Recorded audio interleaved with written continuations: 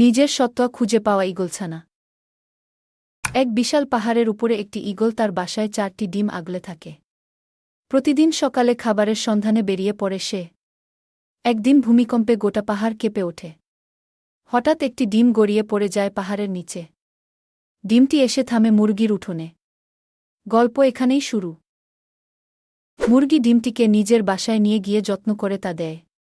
সময়মতো ডিমটি ফুটে বের হয় একটি ঈগলছানা। মুরগির বাচ্চাদের সঙ্গেই সে তার দিন কাটায়, মুরগির মতো আচরণ শিখতে থাকে।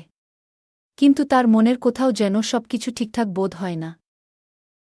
একদিন পাহাড় চূড়ায় এক বিশাল ঈগলকে উড়তে দেখে ঈগলছানা।